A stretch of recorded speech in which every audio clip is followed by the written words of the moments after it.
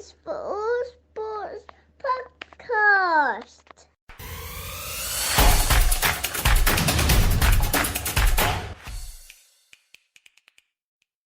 Welcome to the All Sports Podcast with me, Matt, and James. Hi, James. Hey, Matt, you all right? Yeah, all good. And back by popular, overwhelming public demand, KJ. Hello, Matt. Hello, James. Good to be back. Good to have you back, mate. Yeah, I was really good to have you back. scouting the next Mo Salah over in Egypt. James, why have you raised your hand? I was trying to celebrate it, but I thought it was an emoji. Oh, for goodness sake. Yeah. Well, I'm definitely not taking this out of the recording. So on Google Meet, for those that don't know, you can post emojis, but James didn't post emojis. He raised his hand instead, so I thought he was raising a point, but instead he wasn't. He was just sharing the love. So, yeah, really glad to have you back, KJ. The traveller returns, so good to have you with us. Well, tonight on this special episode, we will be talking about the golf, the PGA Championship, the second major of the year, finished yesterday. We've got the Formula One from Imola and the Monaco Grand Prix coming up this weekend. We've got the boxing from Saudi Arabia. It was the end of the rugby season this weekend, or the regular season in rugby, with the postseason now coming in 2 weeks' time. And of course, it was the final weekend of the Football Premier League. So we will obviously run through that, and we'll have a little look at Team of the Year, Best Player, Young Player of the Year, Emerging Talent, blah, blah, blah, all of the above. Let's get into it then. James, I think probably the best place to start with the golf is not the golf, but the prison cell. Talk us through it. What happened? It was Friday. Obviously, it was about midday for us. We were expecting the golf to come on, and there were these reports that Scotty Scheffler had been arrested outside the front gate. And I think you see this stuff online, you think, oh, that's got to be rubbish. Yeah. To cut a long story short, essentially there was a collision in the morning, like a fatal collision. So obviously the traffic was like carnage trying to get in, and the players were expecting to go around the security just to drive into the front of the golf course and get on with their day. Scotty Scheffler did what he thought was right. He went around the back of a cop car to get in.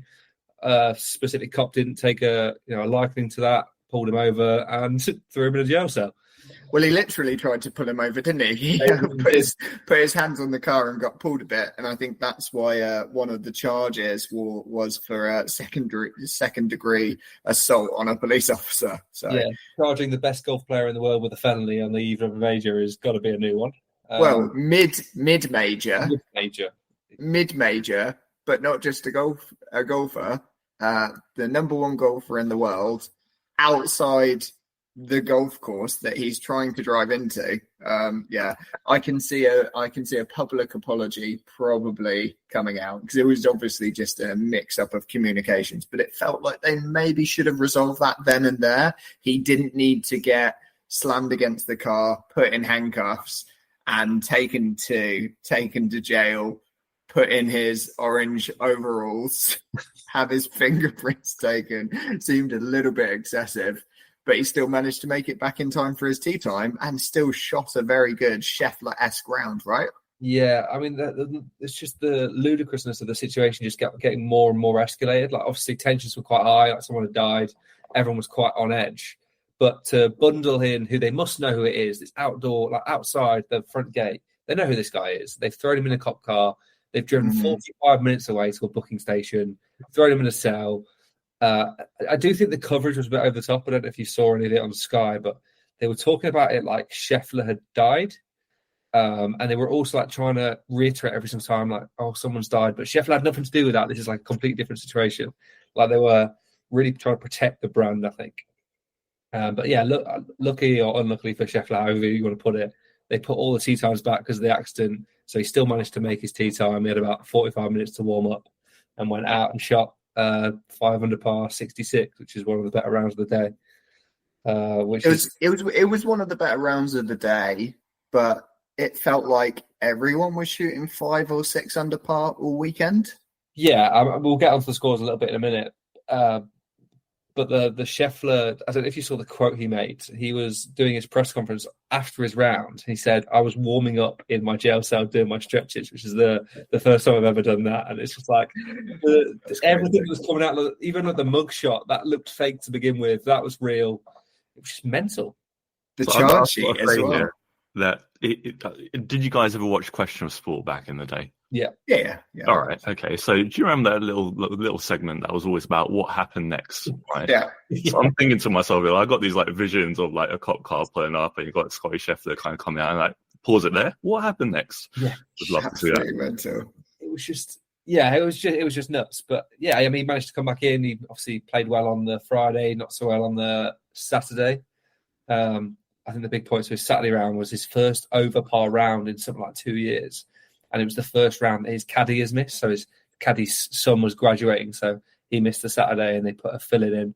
So it really does like sort of drive home how important the caddy is to play. Yeah. But yeah, as a major overall, personally thought it was too easy.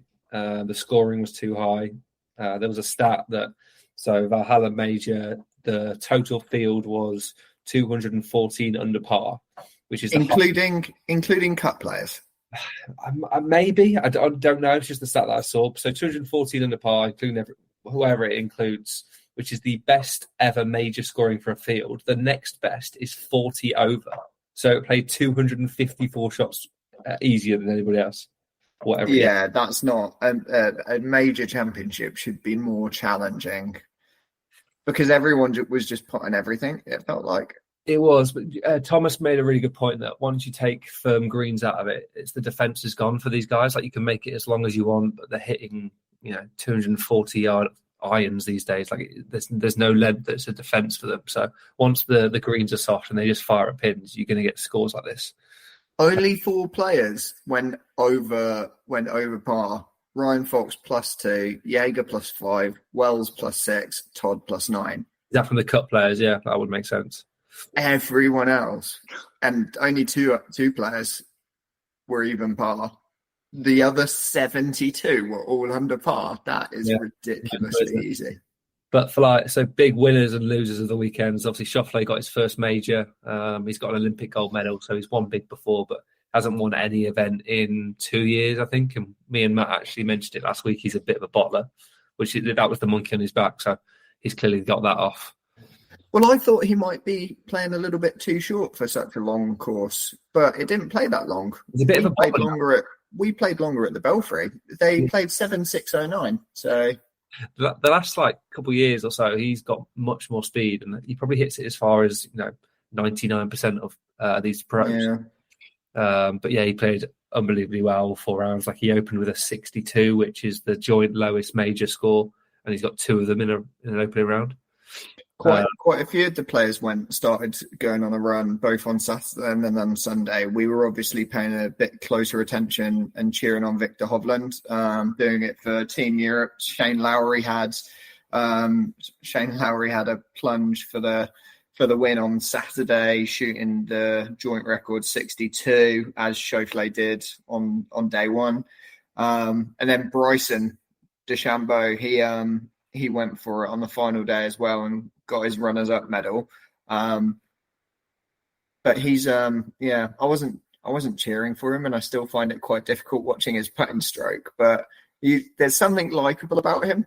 Yeah, he's like Marmite. You talk about big winners. Bryson's come out of this looking great. Like obviously he's second place, played really well. He's an entertaining guy to watch, but like how he was interacting with the crowd, and I think people just accept that he loves the game. He's a bit of a golf nerd, but I think most people that play golf are slightly nerdy in some way. So yeah, he's definitely he's the only guy you could imagine who's gone to the Live Tour and got more popular for it. It doesn't really make any sense. No, it's like his. I think because he owned it, like he owned going to the Live Tour, whereas other people kind of went to the Live Tour with their tail between their legs a little bit. And then also his YouTube channel is doing incredibly well, and he's putting good content out there. And I think it shows a little bit more of his personality, which you don't really get to see on the tour in tournaments. And I think it's the same for a lot of other sports as well, is if all you see is what you get on the field of play or in a press conference, then you're not really seeing a lot of personality, but with something that's more social, like a YouTube channel, then you're getting a lot more of the personality out of them. And that's the kind of thing that I'd love to see in some other sports. Like some sports, like Formula One, is quite good at having more exposure and content. But then you've got other sports like tennis is one that is quite straight laced, and you don't see a lot of the character. Like you see a lot of the characters come out on court, but you don't ever really see them behind the scenes. KJ, you'd know more about that. Yeah, no, absolutely, mate. I'd say I'd call out cricket in that respect. Cricket, I think, is great for understanding the personality behind the players. So whether it's Athers and NASA talking about that on a podcast, or even just the kind of interviews that happen afterwards.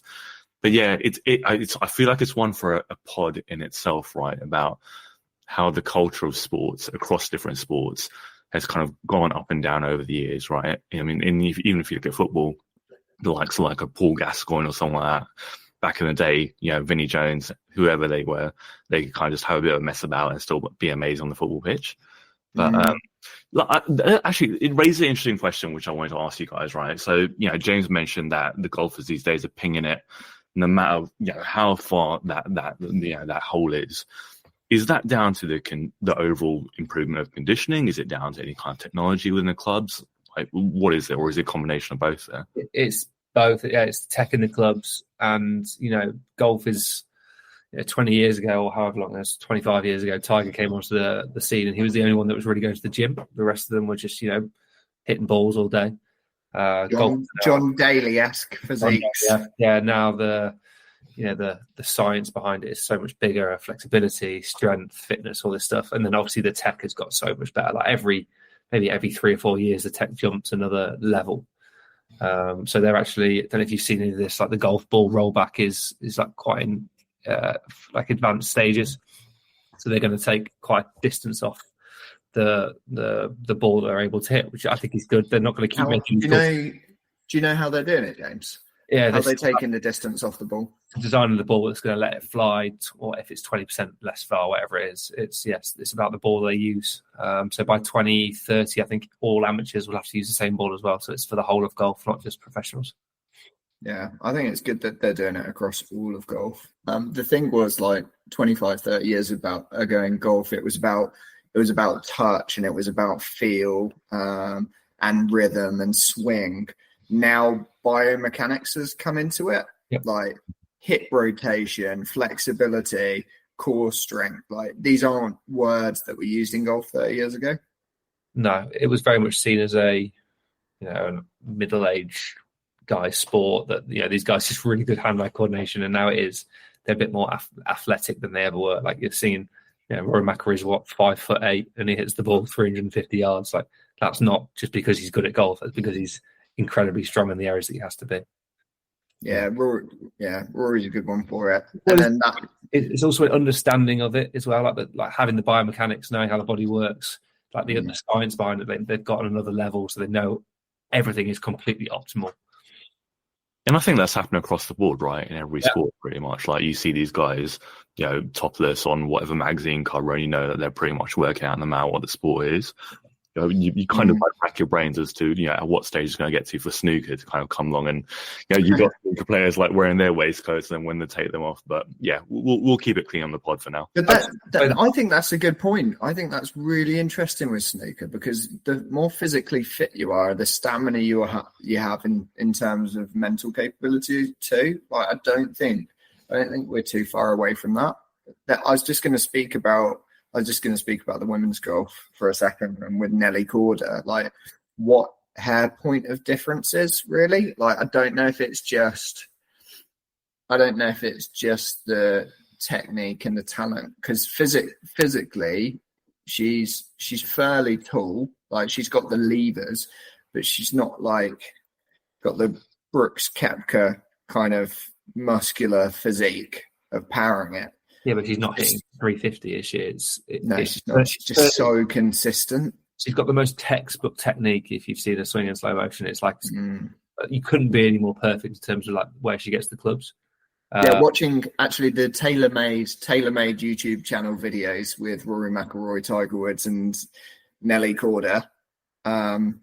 they're really great to watch. So she won this weekend. She won her 6th tournament in 7 attempts. So the in-form golfer globally, now surpassing Scotty Scheffler, obviously.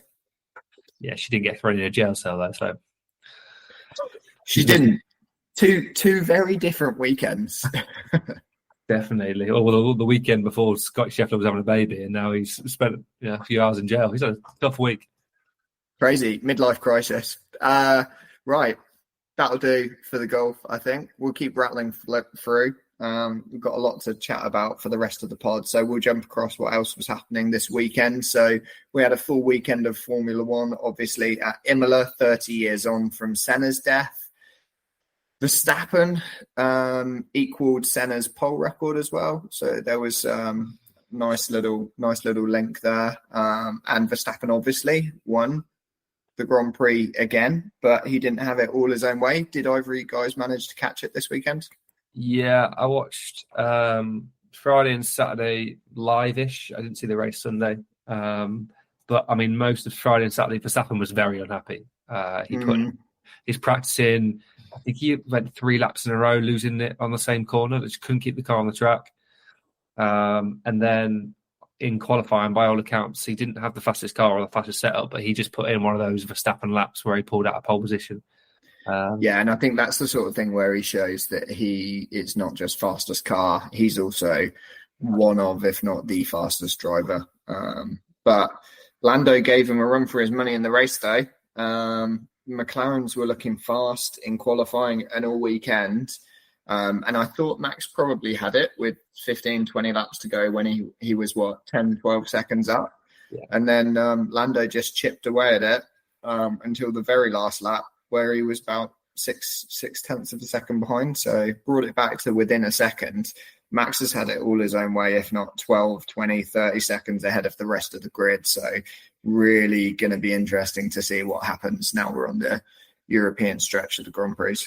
Yeah, especially with Monaco up next. It's never usually cut and dry for anybody. Like, it's a qualifying track. So if, a McLaren with a good one lap pace can get in front, it'll be a tough race for anybody to get past. But Who's doing well in the wet at the moment? I'd like to see a wet race in Monaco. I mean, Hamilton's one of the best in the wet, but Verstappen's pretty great in it. Norris historically wasn't. No, but that was strategy on his own part. I think we established with Norris.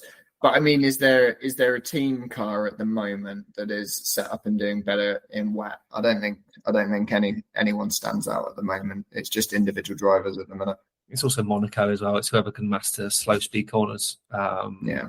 So yeah, I mean, I like watching Monaco Saturday, and I like watching the first 10 minutes of the race. But after that, unless it rains, it's a bit of a procession. And has Verstappen not won the last couple, if I'm not mistaken, right? So Monaco's, yeah, he has. He shouldn't have won. No, did Sainz win one when Leclerc should have won it? Was that 2 years ago? Or no, maybe because Leclerc was qualified on pole and Ferrari had a bit of a disaster class of strategy. I don't know if that was last year or the year before. Perez won 2022. Yeah. Yeah. So, yeah, I mean, it'll be good to watch. If it rains, it'll be even more entertaining. I'm always just amazed when I watch Monaco, especially when you compare it to Imola, as to how there aren't just more accidents that happen there that are of serious note. I mean, I remember watching Senna's accident live, and John Ratzenberger had a horrific accident where he lost his life the day before. And yeah, it was a pretty harrowing experience. And you always, of course, safety's improved a lot since then. And tragically, these things kind of have to happen for safety to improve. But it's just one of those really interesting facts in a way, unless I'm mistaken. I'm not an expert by any means, but Monaco, almost I guess the drivers are very conscious of the track and various different twists and turns and hairpins that are going on there. But yeah, especially through that the kind of tunnel and the casino area, I'm amazed that there are no more kind of serious accidents that take place there. Yeah, and I don't want serious accidents, but I do want accidents.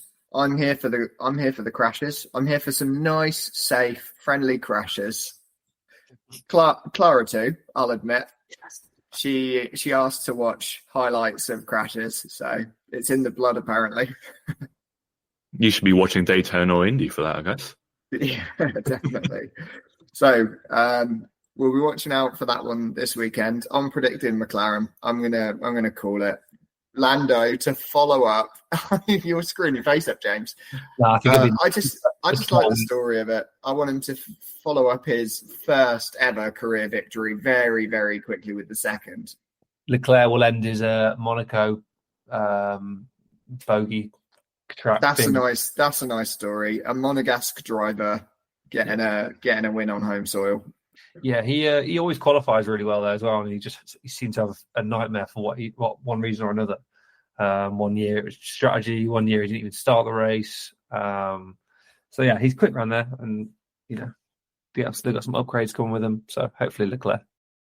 There was only really one fight this weekend. I know other people were boxing, but I don't think the general public really cares too much about anyone other than Usyk versus Fury, the undisputed heavyweight championship of the world, against two people that hold all of the belts, that are both undefeated. Like the branding of it, they could just calm down a little bit. Yeah, but I mean, boxing does that. They had the Rumble and the Jumble, didn't they? In the Jungle, they like to give these big fights names. The Rumble in the Jumble sale. Rumble in the Jumble sale. Yeah, I mean, Fury looked like he had a bit of a grass skirt look on, right? I mean, that gladiatorial look that he's going for. He was proper cocky in the ring. He was shaking about, and then by round 9, he got knocked out, which is just perfect, poetic. Well, the interesting thing about that was that one of the commentators that I was listening to was saying that he's nervous, like he's overcompensating, like it's a nerves thing. Yeah, it could be a bit of a nervous tick. Like, it was a huge fight, and I mean, Usyk has definitely just cemented himself as the generational best. Honestly, I didn't think that he was going to be able to lay a glove on Fury. I thought the height difference would be too much. I thought he was just too difficult a guy to fight. But he did. He picked him apart. It was just unbelievable to watch. He did. He looked like a great boxer, like technically a great boxer. And Fury just, there was, he didn't, Usyk was too good for Fury to be like giving him opportunities like that, because Usyk took them. Earlier in the week, Usyk had said, what did he say? He said, I'm going to be all over him. I'm not going to let him rest. And he literally didn't. He was all over him, and he was actually dominating the early exchanges and was closing him down. And Fury was backed into the ropes all the time because Usyk was always advancing. And that's not the way you'd expect it, with such an extreme height and reach difference between the two. But Usyk was finding a way to get through Fury's defense. Fury's defense was weak. But Fury, when he was landing shots and his jab was really strong, but Usyk was doing more damage. I think for the first 2 rounds, for me, Usyk looked better. Then I think Fury came into it. I think he probably won the next 3 or 4. And then Usyk just sort of flipped a switch, and he was getting through defenses. It was, I can't remember the stat about throwing punches, but he was definitely landing a higher percentage, like pretty comfortably. Yeah. And then Fury was sort of saved by the ref in the night. Like, the battering he took for those 20, 30 seconds could have ended most fights. There was one point that he let it go and they kept going. He fell into the ropes and they classed it as a knockdown. That could have been the ref stepping in between them. Like, Fury had no idea where he was during those 20 seconds. Yeah, if it wasn't for the fact that it was for the titles that it was, any other match that would have been stopped. And I was messaging a friend at the time, Andy, and I said, it's difficult to watch someone that's clearly concussed. When you go weak in the knees like that, you're concussed. He looked dazed. And then to watch someone keep getting hit is actually really difficult and uncomfortable. Yeah, I think that's the thing with boxing, though. They tend to get like the adrenaline that's in them when they're concussed. They can come back into a fight after it. If they stop boxing for concussions, they wouldn't box, which is a shame, because the long-term effects of concussions are getting more known. Like, they will know that a lot of these guys that are taking 20, 30 years of hits to the head are going to struggle later in life. But I mean, Fury even mentioned it in his presser, didn't he? Afterwards, he said, like, do I want to keep doing this until I'm brain dead? Like, do I want to keep getting knocked down until I'm brain dead? So, but we've seen fights. So Joshua had quite a rogue rogue post-fight speech a couple of fights ago where he was clearly a little bit not there, went on a bit of a rant, and obviously Fury's speech this time. They're clearly not in a great condition when they're finished, but the rumours that Usyk broke his jaw and carried on, they just built a little bit different boxers. It's funny how that happened, Ryan, because I mean, like looking at that as a casual viewer, you had Usyk kind of talking the talk, as it were, before the fight, which is very Muhammad Ali-esque. Then you had Fury come along during the fight, and he was doing the odd shoulder shuffle and shimmy, which was again very Muhammad Ali-esque, right? And you get to the end of the fight, and then you look at Fury kind of talking and mumbling and whatnot. And ultimately, that's kind of what happened to Muhammad Ali, sadly, during the end of his career as well. Yeah, you kind of hope when you see those things that it doesn't have to get to that, and that the boxers know when to call it a day, Yeah, it's quite sad, actually, when you frame it like that. Brilliant. From that upbeat note, or maybe we stay on the downbeat note, and I talk about Harlequins rugby very quickly. It was heavy. It wasn't a great end of season. You had a small chance of qualifying, didn't you? Yeah, I mean, Quins needed every rugby result this weekend to go their way, but it still wasn't decided until the 79th minute of the last game was played, which made it really interesting. BT Sport, TNT Sport, whatever. They made it interesting. They'd put live score updates on from the other games and show clips from the other games when they could as well. So they did a good kind of red zone thing, like the NFL do. So that was quite good and made it more engaging. I thought it was better than the final day's football because there was so much more jeopardy in the rugby because the top 4 places to qualify for the playoffs for the final of the Premiership were still up for grabs, either for home advantage or to qualify in the top 4 altogether. Whereas in the football, it was as expected, but there wasn't a lot of jeopardy for positions. So much was tied up before this weekend. But yeah, just on the rugby then quickly. So Quinn's got heavy defeat. I think a lot of it has been a knock-on from having such a good European run. That just took so much out of the team emotionally because it's the furthest they've ever gone in Europe. They never won a knockout game before, let alone make it to a semi-final. But Northampton, who also got to the semi-final in Europe, have continued on their form and they've now qualified for home advantage and they're going to be playing Saracens at home in a couple of weeks' time. And then Bath and Sale qualified and it will be Bath at home to Sale. So it looks like I think it's probably going to be Northampton versus Bath in the final. And I'd love for Northampton to do it because they've been playing a different style of rugby to everyone else this year. They've got a nice young squad as well as some older ones that are moving on, like Courtney Laws, who should still be playing for England, if not England captain. Still pretty bitter and down about him retiring from international duty, but it'd be a great story for them to win. Equally, Saracens have got a lot of their main players, namely Owen Farrell, going across to France at the end of this season too. So a lot of these teams, and I think the expression is overused now, but it is their last dance, and that's how they're billing it. So we'll see. 2 weeks to go for the semis, and then we'll see in 3-4 weeks' time. Be good to watch. I hope the Saris get through. You mentioned the Northampton style of play, mate. So, I mean, tell me more about that. What is so unique about them? So they, in training, they just do so much ball in hand time, is literally what they call it. Just working on their ball handling skills, and it shows. So they keep the ball alive in games rather than getting tackled. They're passing it, and they've got moves all over the pitch to try and keep the ball alive. Because as soon as you go into a breakdown and it slows the ball down, there's opportunity to get turned over, and you can't play your way. So they've been playing this very fast, energetic game of rugby, and they've just had because they've been doing it in training, they've had the stamina to outlast most other teams. So they're scoring.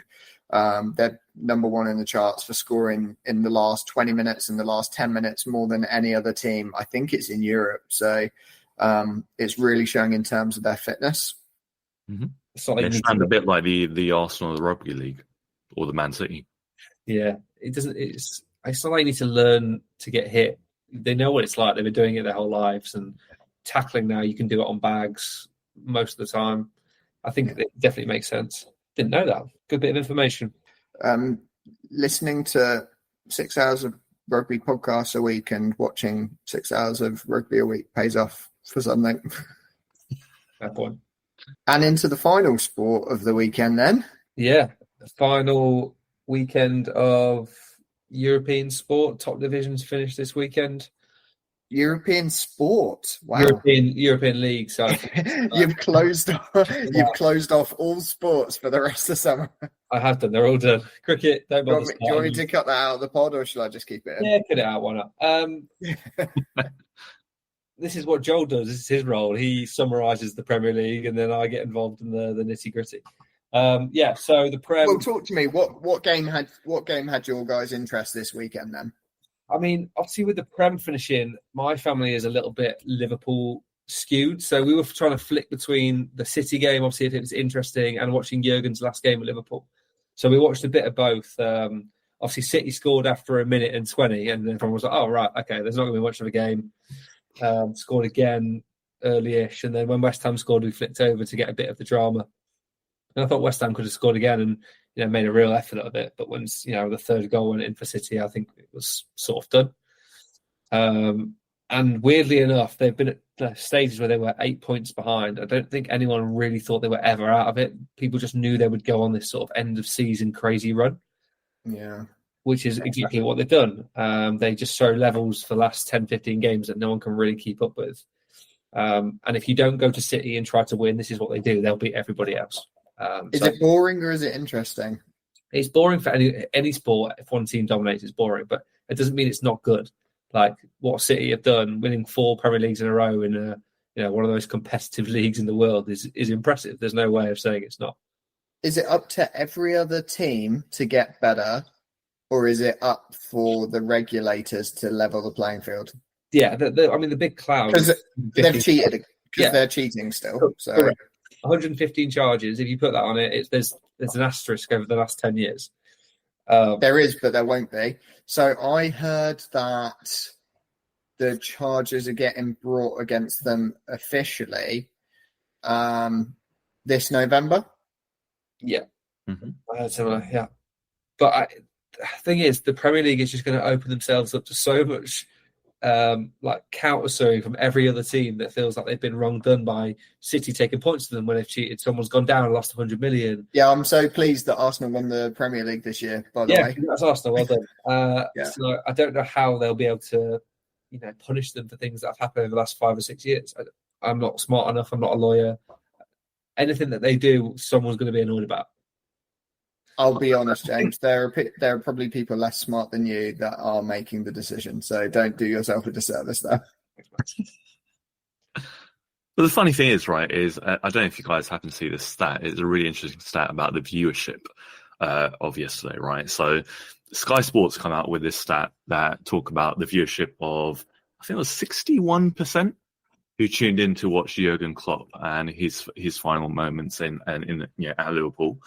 And then it was something like 23% watching Pep and City, right? So, and then the other kind of, 14% or whatever it might be, 14, 16% were kind of like watching other channels, other competitors and so on. Yeah. And so, like talking to levels there, I think people are kind of catching on now that, okay, it's City's 4th title now, right? There needs to be a bit of a changing of the guard, hopefully. And to your point, you hope that the other teams can kind of just step up and kind of have a bit more squad depth to kind of match City in that respect. Because I think when you do kind of start to get into those kind of like deeper sessions within the season, post like December, January, when Champions League and everything is kicking off, that's when you really do start to see the kind of differentiation in the teams and the squad depth, right?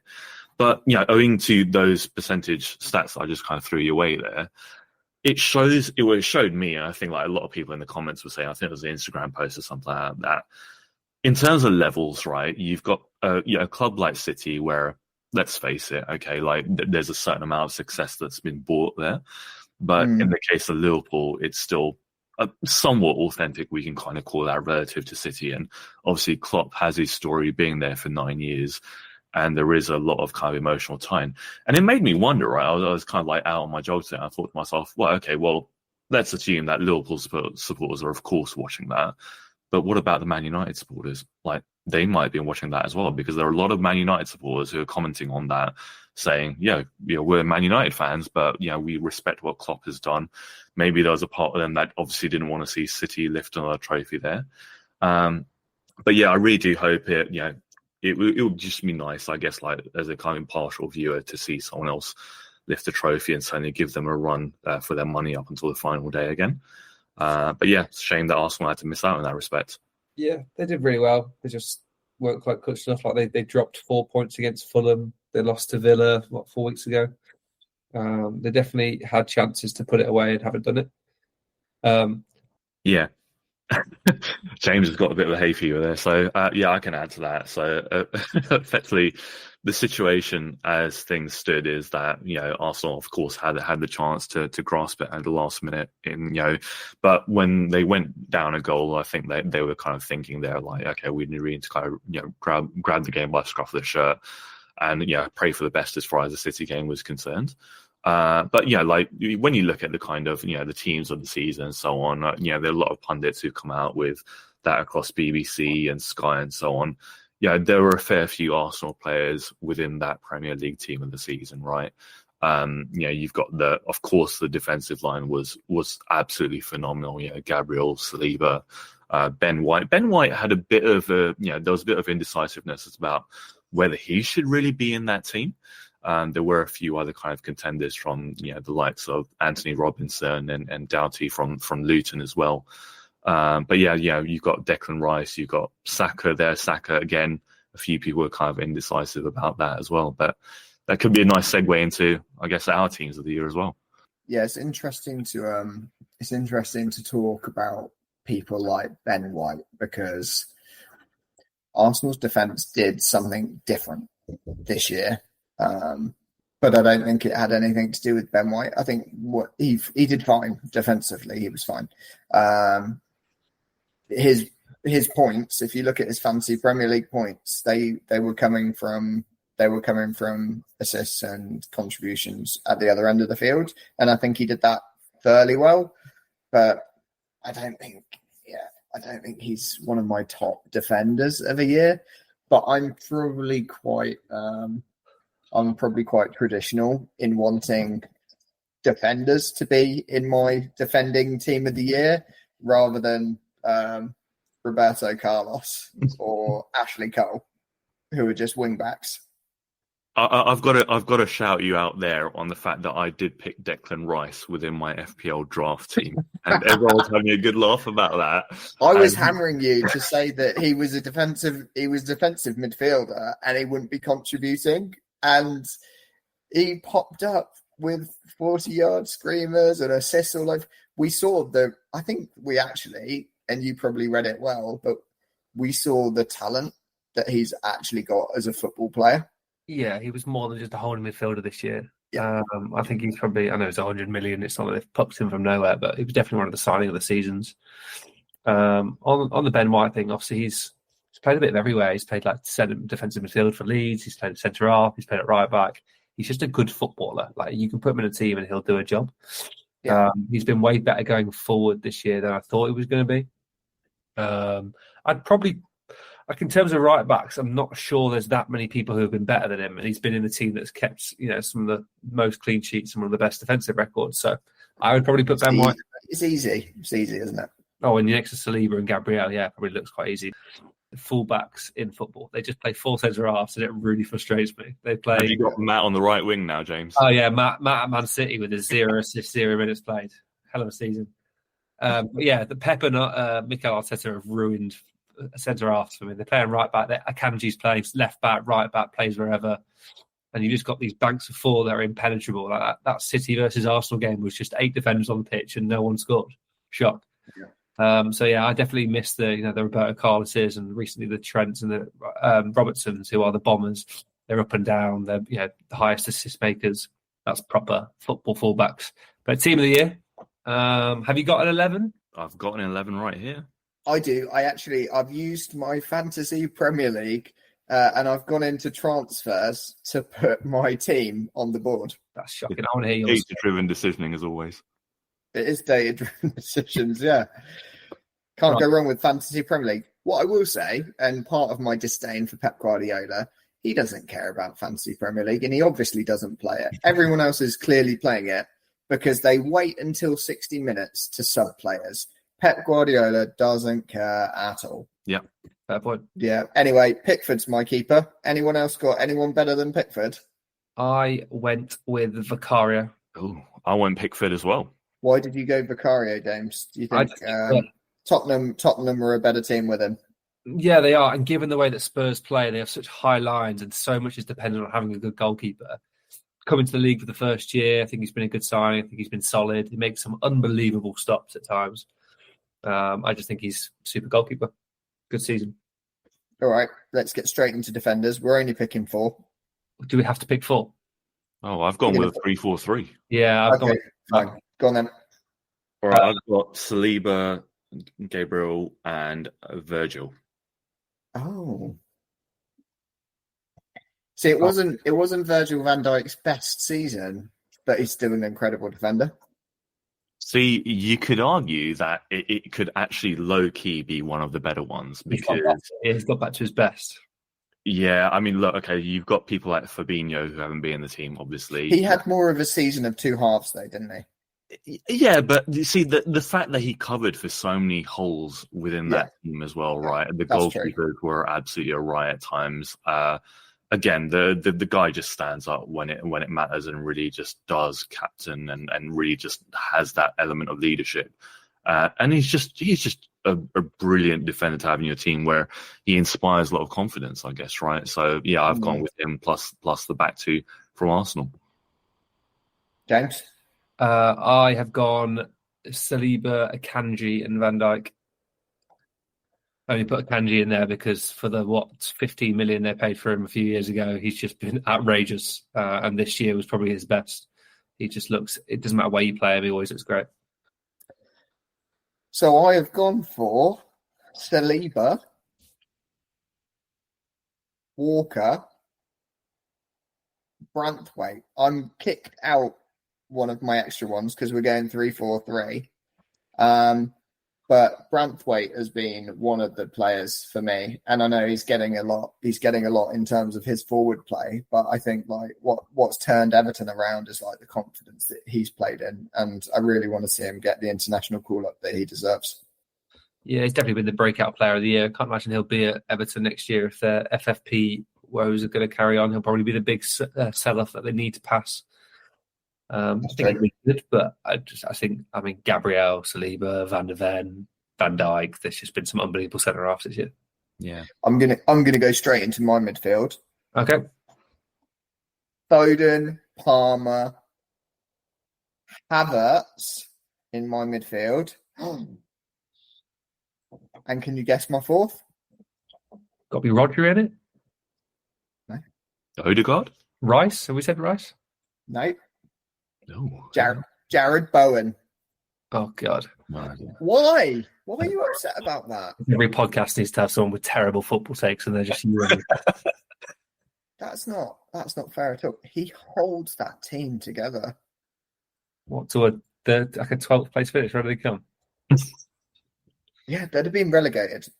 We've just lost all our West Ham subscribers within that 1 second. That's fine. See you later, the 2 of you. He's not even West Ham's best player. Hey? He's not even West Ham's best player.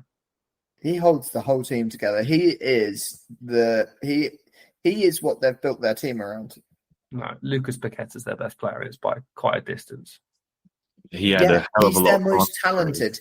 He's their most talented football player. But Bowen is the lifeblood of West Ham at the moment. Fair enough. Cool, great. Go on, James. Let's hear your genius 4. Palmer, Foden. Where's my list on? Palmer, Foden, Rodri, and Declan Rice. It's all right. Pretty similar to mine. I've just gone Odegaard instead of Rice. Yeah, fair. I just think Odegaard. Odegaard at times. Actually, so Odegaard, when he first started for Arsenal, his first game, I think it was a pre-season, and he just controlled the game. And I thought, I can't believe we've got him. Absolutely astonishing. And then he didn't do anything for the next 4 or 5 months. And then since then, he's just turned it on again. And it feels like he can just run a game. And when he does, Arsenal looks so class. Most chances created by any player this season in any of the major leagues. That's incredible. That's a great stat. There you go. I'll shoot off with my front three. So I've got Watkins, Haaland. I was kind of toing and froing a bit about, right? But I've gone Watkins, Haaland, and I couldn't really pick between Alexander Isak and Solanke. So whoever it might be between those two. Both had good years. I hit probably my bias comes out a little bit, but I've got Haaland, Watkins, and you got Chesterfield. You got Chesterfield players in, have you? Yeah, Will Griggs had a great season. Mohamed Salah Will Griggs on fire in there as well. Salah, sorry. Salah's 28 goal contributions, 18 goals, 2 assists, and he was away for AFCON. Yeah. Salah just sets himself frightening benchmarks. When he doesn't hit them, everyone goes, "Oh, he's fallen." That's true. That's true. Yeah. And I think that's probably why your hesitation was there for Haaland as well, right? He's a backtrack bully a little bit. Haaland, he stomps in 5 against a lower team, but he's gone disappearing in big games this year. Yeah, I agree. He has this year, and he set himself up very high. But you need the goal difference too. And for the last few games, it looked like it might come down to goal difference, and then he would have been the difference maker. And Haaland, they've proved that they kind of have been able to do it without Haaland at times throughout the season. And I think that's why Foden is in everyone's team, is because he was probably their player of the season, because he stepped up when Haaland didn't. Yeah. So he is my player of the season, is what that is segueing to. Yeah. I think he's most people's player of the season, apart from a certain Paul Merson, who went for Declan Rice. Yeah, you can see why I think Declan Rice. Yeah. Glued together a very fragmented midfield, and they look way more settled with him in it than they did before. I still think they need like most teams, they need a proper 6. That Partey is not fit that much. No. Jorginho doesn't play that role great. If you can put someone in between Odegaard and Rice, you've got one of the best midfielders in the world. Yeah. And I was going to call this young player, but let's call it breakout player, because I don't think you necessarily have to be young to have your kind of breakout season in the Premier League. Who are we calling for that? Young or old? Breakout player. This is probably a bit of recency, but I mean, Cole Palmer's the easy choice. But aside from Cole Palmer, I'd probably go Mateta at Crystal Palace. Mm-hmm. Yeah, I mean, he's made, like, Crystal Palace have looked very, very good for the last quarter of the season, and would have probably had a good push higher up the league if they'd done that earlier. My one I've gone for is Kai Havertz. I think he's a new player now under Arteta. I'm really excited to see what he does next year. Having been a hater of Havertz for the first half of the season, I'm very, very happy to eat my words now. Not convinced. Is he really break out? No, he got sold for 80 million 3 years ago. I'll definitely be. Cool. All right. And on that bombshell, we will call it a night. KJ, so wonderful to have you back, my friend. Good to have you with us too, James. You say that every week. I mean, I see you every day, but yeah, nice to see you once a week for the sports chat. Cheers, lads. Cheers. Have a good one.